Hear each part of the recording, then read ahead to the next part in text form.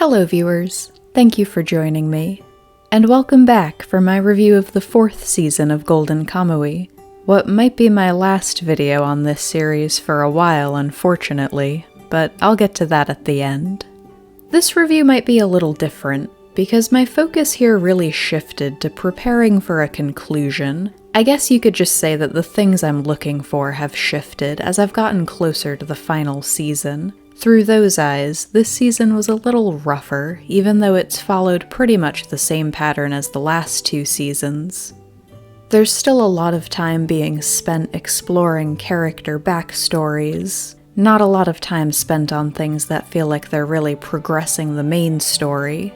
No season has gotten more than 13 episodes yet. If we're going to end this in a way that feels satisfying in just another 12 or 13, they really need to start moving that story along. But I don't want to complain too much without even getting into it. I don't want to complain too much, period, because it's not even that I disliked this season. It feels like we're still pretty far from an ending, and that's making me uneasy. But there were a lot of really good things in Season 4. Sugimoto and Ashirpa had their big reunion at the end of the last season, but there was still a gap to bridge between them. Ashirpa grew a lot during her journey through Karafuto.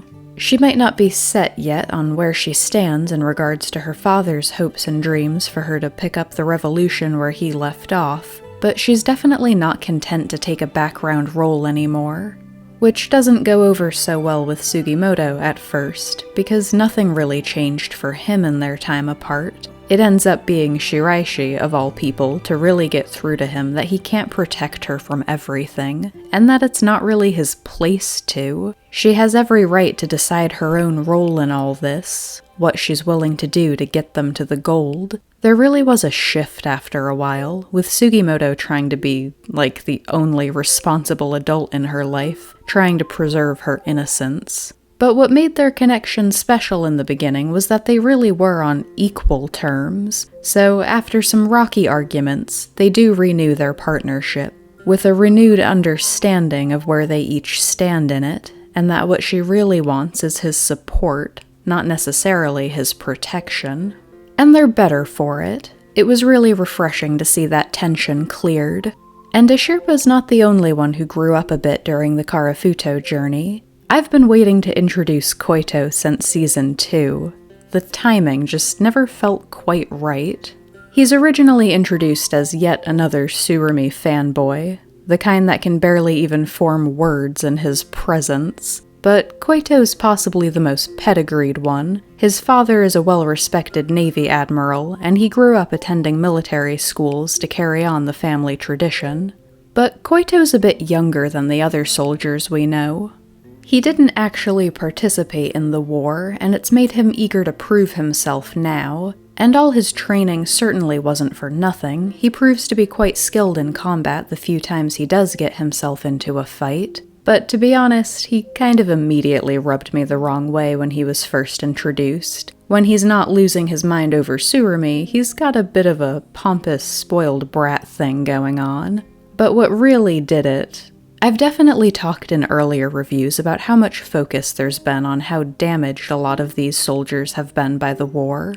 Koito's the type to bemoan having missed a chance to fight because it means he missed out on the glory they got from it, and the brotherhood he thinks they formed. It really makes him seem naive. Now that I've gotten to know him a little better, I think it's less about this romanticized view of being a soldier, and more specifically about missing his chance to prove himself to Tsurumi. I was really surprised it took this long to get a backstory segment for Koito. He's been around this whole time. He was paired up with Tsukishima to escort Sugimoto through Karafuto to get Ashirpa back last season. And as soon as Tsukishima got his backstory, I figured Koito had to be next.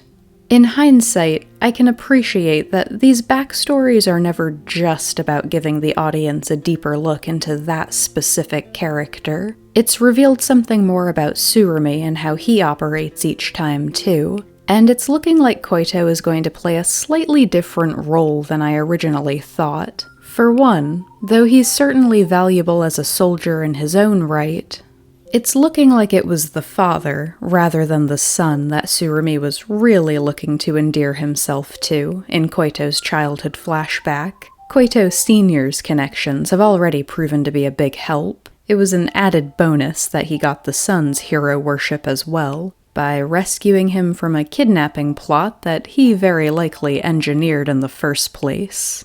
I found his backstory episode to be enlightening in a few ways. Koito was probably never as naive as I first thought. He had an older brother who died in battle, and you really get to see the effect that had on the whole family as he was growing up. It definitely strained his relationship with his father, but the kidnapping debacle actually brought them back together, ironically repairing exactly the kind of insecurities that Tsurumi would normally prey upon.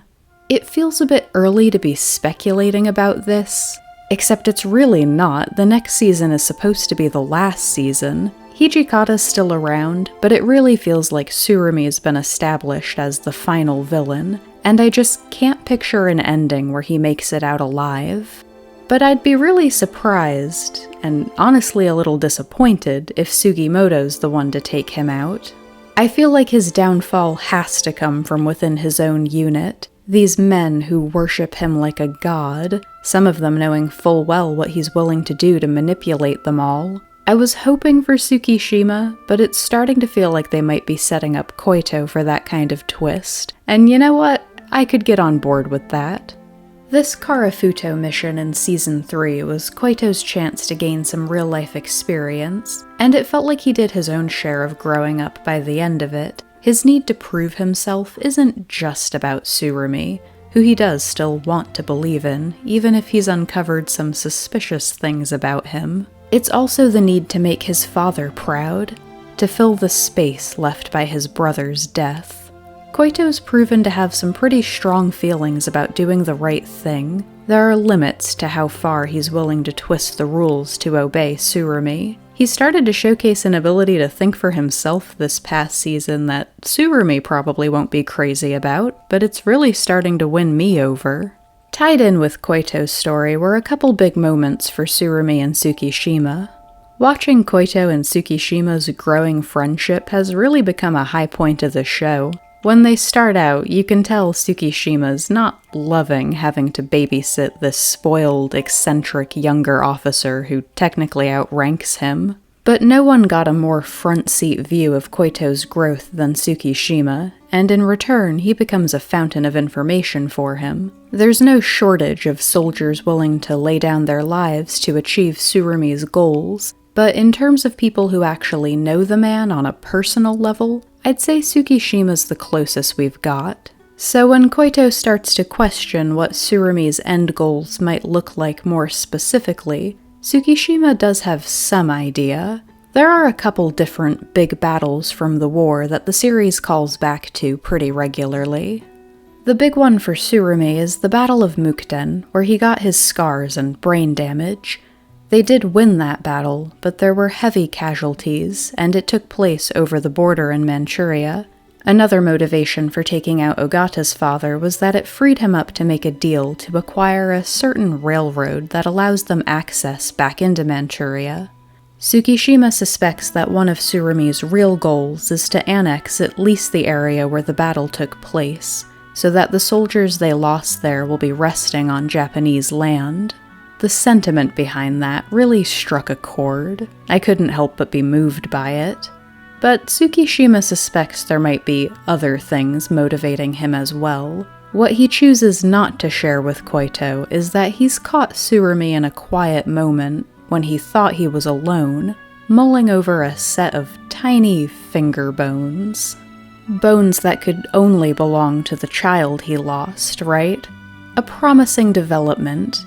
That reveal of his past connection to Wilk during his time as a spy in the last season was so good. I want it to mean something big for his end goals. It just makes for such a perfect parallel. You can imagine the rage he must feel, seeing Wilk's daughter alive and well when he most likely, understandably, blames the man for his own child's death. And he does start to lose it a bit when he comes face to face with a Sherpa for the first time. Sugimoto upholds his end of the deal and brings her to meet with him, but his composure starts to slip real fast. Even Tsukishima is a little put off by it. He knows Tsurumi is a manipulative bastard, but he's comfortable with that method of operation. To see him not even bother with the usual lies unsettles him. It gives me hope that we're seeing a turning point for Tsukishima. For a character I found pretty easy to overlook when he was first introduced, a character who originally came across as pretty dull, he's really grown to be one of my favorites. I really hope he makes it over to the right side before Tsurumi's inevitable downfall, finds his own self-worth, and gets to have a future beyond the 7th. In general, almost all of the characters are written so well. I honestly feel kind of bad for Hijikata in comparison. He's taken such a backseat, it feels like he should have been written out of the story a while ago. Let us focus on the true antagonist. But I love Tsurumi's character. He's a really fantastic villain, the epitome of, I'm not rooting for this man, but I can sympathize with his motivations and totally understand why someone else might support him. Now, there's another character we finally got a backstory for this season. The start of one, anyway. I've been asking for more information on Sugimoto since at least Season 2, and it's understandable that he'd hold any and all information about his past life close to his chest. His old self is like this sacred thing he's secretly hoping to return to one day. But he is our main character. It feels a little weird to be facing down the conclusion and know so little about him. But there were little clues over time. He's never been one to judge anyone for circumstances that are out of their control. He and Koito and Tsukishima had a little moment around the campfire last season where they talked about how Ogata had never been very popular in the 7th Division. And even the other two get a little shifty-eyed, talking about some of the ruder jokes and remarks that would be made about him because his mother was basically a prostitute. A geisha, technically, and there are actually some really interesting facts about how they used lead in their makeup at the time, how that might have been the real reason she went crazy, but I'm trying to avoid too many tangents. Anyway, even with how much Sugimoto can't stand Ogata, he won't join in with them on this. And now we finally learn that, even during peacetime, in his good old days, Sugimoto was kind of an outcast in his hometown. He lost his entire family to tuberculosis. Sugimoto's earliest experience with his immortality was how he somehow, miraculously, never got sick himself, despite staying with them to the end, trying to nurse them back to health. But in this era, where there was no way to even properly treat these diseases, never mind cure them, being associated with an afflicted household was a serious taboo. I didn't really go into Tanigaki's backstory, but he did have a little plotline where he thought his sister was murdered, but really she was dying of smallpox or something, so they set the house on fire to burn the body so no one would realize and ostracize the rest of the family for it. And so we are introduced, very, very briefly, to Sugimoto's 2 childhood best friends. He was supposed to marry one of them, but her family backed out after his died, and she ended up marrying the other best friend instead. And Sugimoto seems to genuinely be at peace with this. He knew they'd be happy together, and he was happy for them. And then, of course, Umeko started to lose her sight, and Toraji died in the war, and you could technically say we're all caught up to present day. But I want to see so much more than this. I still don't feel particularly connected to either of these people who make up the backbone of his original motivations, and I feel like I should. Something that really started to irk me near the end. Yet another of Tsurumi's soldiers got a flashback episode this season. Perhaps the most off-putting of them all. Usami is mostly characterized by his murder fetish. He's known Tsurumi since he was pretty young. They trained at the same dojo together.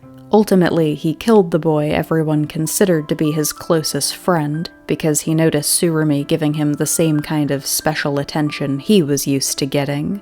And like all the others, Usami's backstory isn't just about him specifically. Its greater purpose is to show the event that taught Tsurumi that it would be more effective to rule through this kind of fanatical love than through fear or authority. And that just felt really unnecessary to me. Something that didn't really need an explanation. It just annoyed me a bit. To be this close to the end, and to spend almost 2 whole episodes on this guy when we only got, an abridged version of Sugimoto's backstory. In general, though, I started to notice some issues in Season 4 that I hadn't seen in the previous 3. Major plot points aside, this is the first season that doesn't finish its stories. This season did some pretty cool things. It started to play with the horror genre a bit. There's a serial killer mimicking Jack the Ripper. They recreate the scene from It, where the clown's looking up at the little boy from the sewer grate in a plotline with another killer. Season 4 leaves off in the middle of both of those stories, and I guess it's possible that either one of those mini plot lines is more major to the overarching story than I think, but I doubt it. I'm just really starting to feel that pressure that comes when a story is running out of time. I want to have faith that it's going to wrap up well, but I won't lie, I'm worried. At the time of recording this, there's still no release date for Season 5, and while that's mostly upsetting, I suppose that does mean there's still time for the creators to surprise us. Maybe we'll get 24 episodes or something instead of the usual 12. Something I can say about Golden Kamuy, it's already carved out a space in my heart. These characters and their personal stories and their connections to each other are really amazing. I really hope it wraps up in a way that does everyone and all the remaining storylines justice. But honestly, Season 5 could crash and burn, and I'll still love this series for what it's delivered so far. And maybe some of that is because I already know I'm definitely going to read the manga at some point. The anime has rarely left me feeling unsatisfied, but I have definitely gotten the impression that there were things they must not have had time for. Further exploration of the characters and the like, and I'm looking forward to getting to see all those extra details. But I don't want to start the manga until the anime is finished. I've gotten this far. I want to have a clean perspective on how well it stands alone, if that makes sense. I just already know I'm going to want to re-experience this story as soon as it's over. Apparently I was too optimistic, but I'd really hoped to have a new Season 5 announcement by this time, when I started this series 4 months ago. There is going to be a Golden Kamuy-shaped hole in my life, now that there isn't another batch of episodes for me to move on to next month. It's probably unlikely that anyone who's blind to this series has found themselves at the end of a review for Season 4, but I really do recommend checking this one out if you haven't. It's very different from most other anime out there, and I can't wait to see where it goes next. Thank you for watching.